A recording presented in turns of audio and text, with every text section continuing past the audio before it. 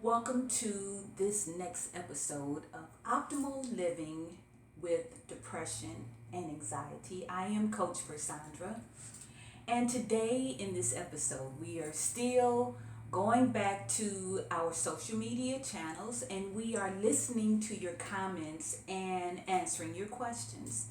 And in this episode, we had something that recently happened in my family that was I would just say in every family in America and around the world, people can relate to it. And that is the loss of a loved one.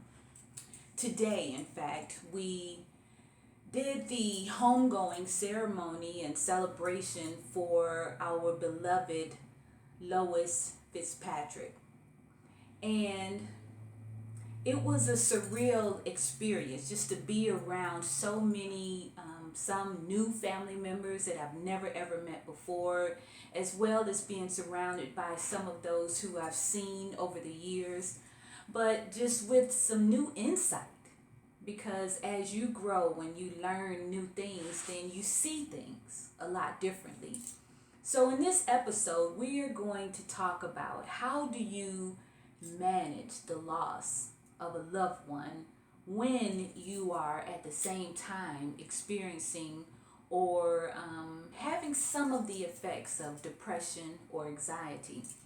So what I'm going to say to you right now is from personal experience as well as professional experience working with individuals that go through a very traumatic time, such as the end of life or to some, the loss of a loved one.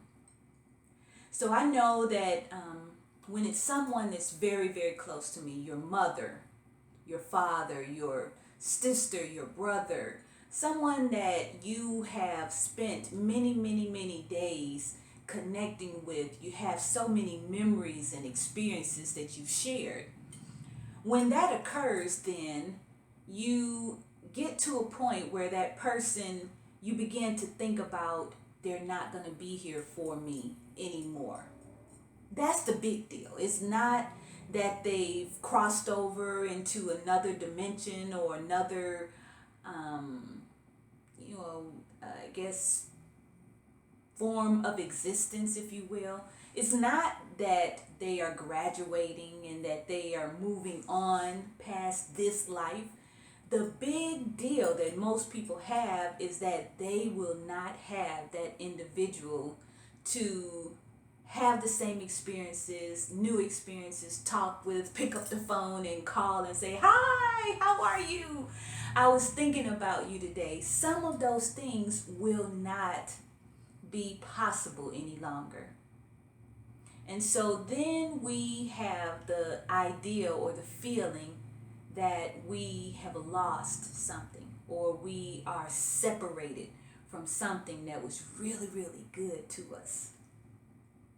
Think about it for a moment.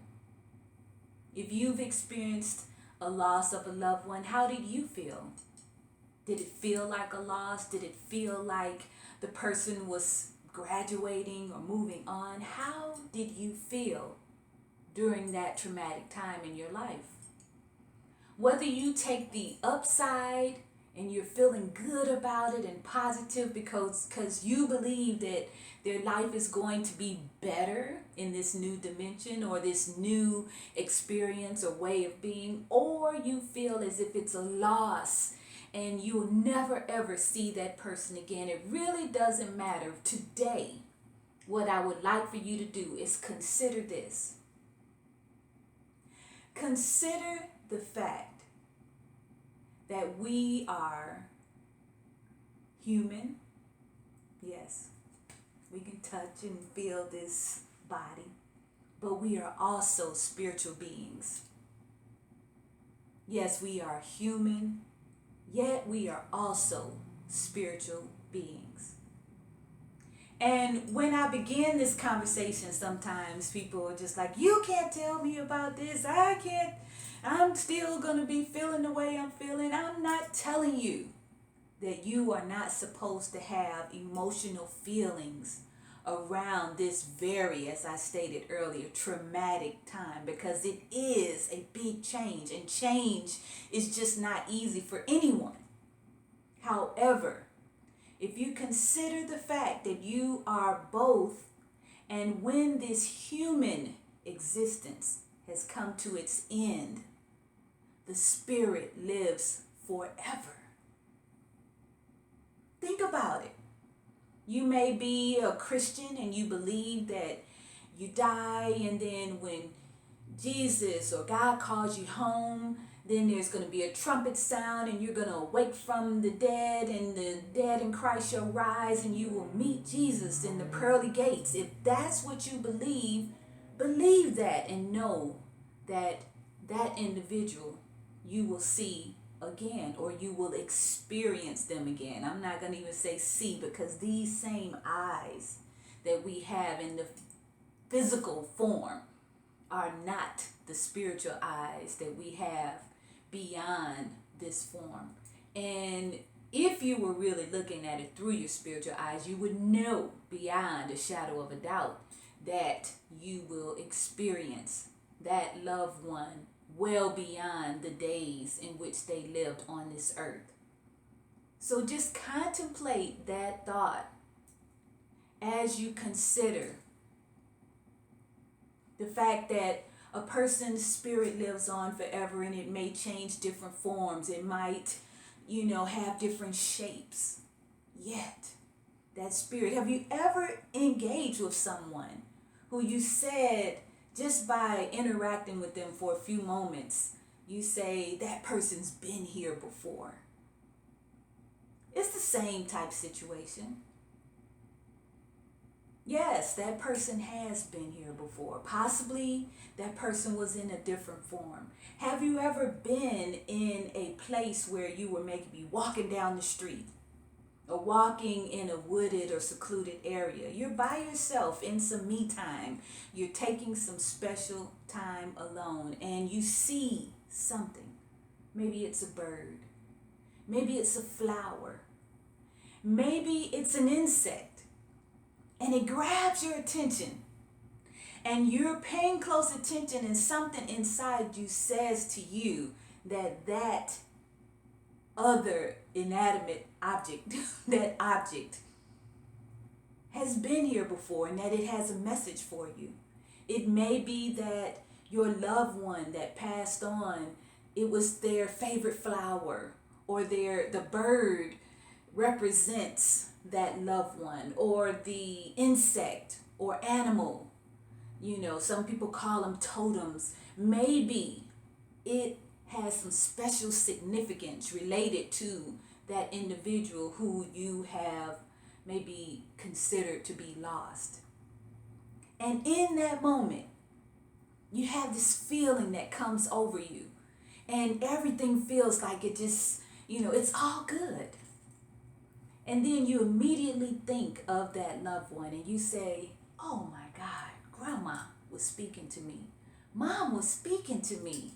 My dad had a message for me. So think about that as you consider this process of possibly experiencing a loss while experiencing depression or anxiety. And by the way, the tips that I have shared so far, they cover the gamut. You're not just going to use them for one day and not use them for another. You can use those tips at any given point in time. So as we go back and refresh and look at the first session where we talked about breathing still stands as one of your optimal tools to use when experiencing depression or anxiety and the loss of a loved one. Breathing and imagining the breath of life that used to fill that loved one, and how that breath is continuing on out into the atmosphere, and that you too have that breath that breath of life flowing through you, then you recognize that you are still in union with that loved one. But then again, if you are thinking about the journaling exercise and the tip that I talked about, using journaling as a process, you can do that during a time when you have lost a loved one. You can journal and write about the special moments that you remember. Those times when that person made you laugh, and the times when they got you out of trouble, the times when they told you everything was going to be all right, even when you thought that there was chaos everywhere and you were going to lose your mind. That person was there for you. You can journal, you can write about those experiences, or you can record them on your phone just to remember. But there's also different things that you can do, like go and create I would call it, it's not going to be I would just call it a love journal. No, it's not a journal, because what I'm talking about is pulling together photographs and cards and other objects that remind you of that person. Scrapbook, that's what I'm talking about. How can I forget? I'm talking about scrapbooks. Create a scrapbook of memories. And in that process, you will laugh and you will cry and you will have amazing memories that come to your mind. And every single time you pull out that scrapbook, you'll do the same. You'll find that you'll begin to visit other family members or people who also knew that person. You'll find that they have photos that you never saw before. You'll be able to take your phone and take a quick snapshot of the snapshot, add it to your wonderful photo journal, or whatever you're gonna call yours. Because some people call it scrapbooks, some people call it a photo journal. You might even decide to do it all in a video, and you take all of the images, you create somewhat of a collage of imagery. The point is, you can take your material items that remind you of that individual and turn it into something, somewhat of an eternal shrine, if you will, and use it to remind you of the special moments you used to share with that person. And then you begin to feel them come into future moments. What I'm saying to you is, there is no loss or true separation from the source of all things. Therefore, there is no loss or separation between us and our loved ones, because we are one. So those are a few of my tips that I would like to share with you if you are experiencing some form of depression or anxiety, and you may be visited by the end of life of someone that is very, very close to you. It is not the end. It's not the end, and you are going to transition just as they have. You will never be the same, but you can always keep those memories close to your heart. Keep the thoughts and the special moments in the forefront of your memory, and you can always have that person that you once loved right there with you.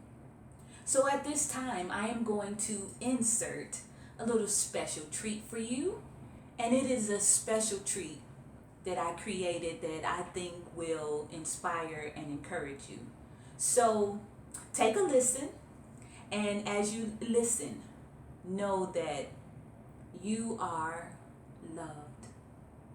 You are surrounded by love. You are love. You are surrounded by love. You are love. You are surrounded by love.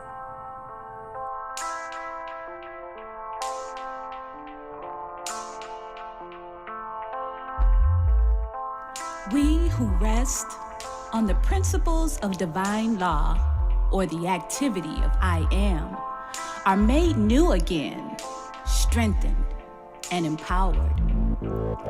As an eagle with keen sight and supernatural power, we rise up from the ashes, from the illusions of despair and chaos.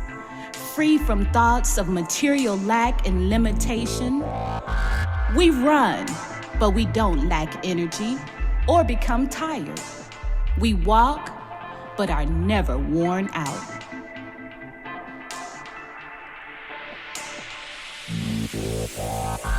So when the illusions appear to be more significant than the truth, rest on the actions of I am.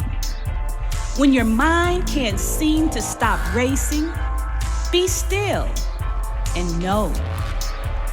Take slow, deep, cleansing breaths.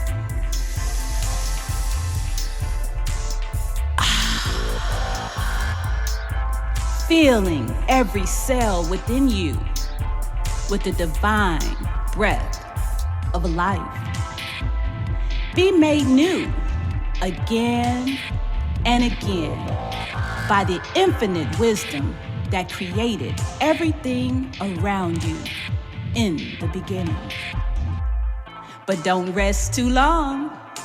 Healing and restoration is instantaneous when we believe the spiritual principles of divine law.